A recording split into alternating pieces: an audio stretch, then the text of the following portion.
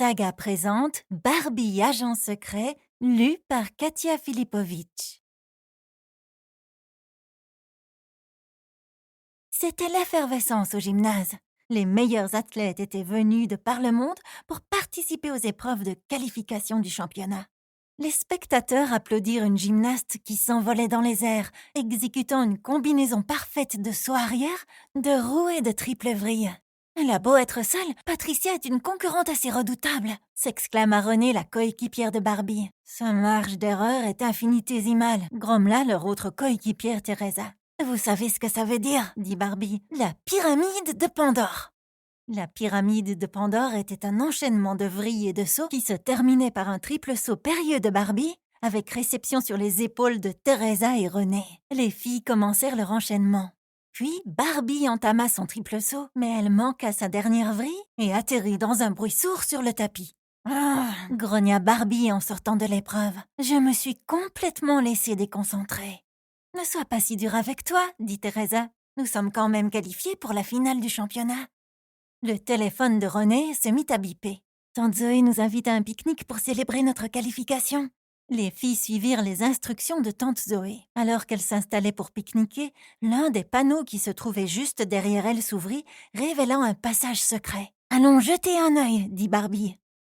À l'intérieur, elles découvrirent un quartier général secret rempli d'écrans et d'équipements high-tech. « Bienvenue à l'AIRI, l'Agence internationale de renseignement et d'innovation, » dit une voix familière. C'était tante Zoé. Elle était à la tête de l'AIRI et avait décidé de recruter les trois amis comme agents secrets. Renée n'en croyait pas ses yeux. « Je n'arrive pas à croire que tu es à la tête d'une agence internationale de renseignement. » Sa tante, passionnée de tricot et de chat, était bien plus cool qu'elle ne l'avait imaginé. « Je vous ai vu vous entraîner depuis que vous êtes toute petite. Je n'ai jamais vu de telles capacités, » expliqua tante Zoé. « Et j'ai besoin de vous pour une mission spéciale. » Une voleuse a mis la main sur 6 des 9 pierres précieuses nécessaires à la mise en route d'une arme à impulsion électromagnétique très dangereuse, une AEI en abrégé.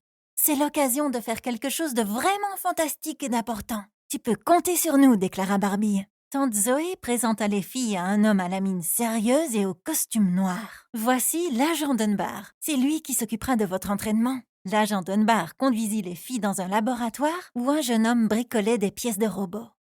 Je vous présente Laszlo, notre inventeur, dit l'agent Dunbar. C'est lui qui conçoit chaque gadget, arme ou déguisement utilisé dans notre agence. Est-ce que tu as fabriqué ce bras sur une imprimante 3D avec un métal composite à base de graphène demanda Teresa à Laszlo. Oui, comment le sais-tu répondit-il. Je me suis déjà amusée à concevoir quelques robots, dit Teresa. Un chien robot arriva en courant vers Barbie, un petit chat robot ronronnant le suivant de près. Voici Percy et Violet, mes techbots dernier cri, déclara fièrement Laszlo. Percy sera votre techbot personnel. Il est indispensable pour les opérations de surveillance sur le terrain.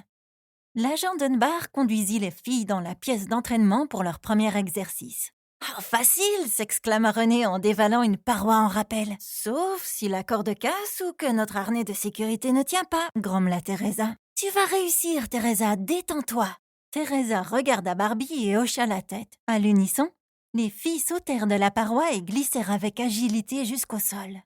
L'épreuve suivante consistait à traverser une pièce pleine de lasers mobiles sans déclencher l'alarme. Barbie étudia le mouvement des rayons. Je crois que les mouvements de gymnastique qu'on a répétés devraient faire l'affaire. Les filles entamèrent une série de sauts, de glissades et de vrilles qui les conduisit sans encombre jusqu'au bout de la pièce. De retour dans le laboratoire des inventions, les filles testèrent des montres connectées, des pinceaux de maquillage capables de transformer leur visage et 3 motos super puissantes. Barbie s'empara d'un bâton. Elle le fit tourner et des faisceaux lumineux sortirent de part et d'autre. Cool! Laszlo lui tendit un bracelet. Ceci est un bâton de gymnastique spécial espionnage, innovant et portatif, le glisse. Si tu portes le bracelet, le glisse reviendra toujours vers toi comme un boomerang. « C'est génial !» s'exclama Teresa. C'est alors que la montre émit un bip. Barbie appuya sur un bouton et une image vidéo de tante Zoé apparut. La surveillance satellite vient de détecter une défaillance dans le système de sécurité à l'intérieur de l'appartement du milliardaire Griffith Spitz. « Les filles, c'est le moment d'y aller !»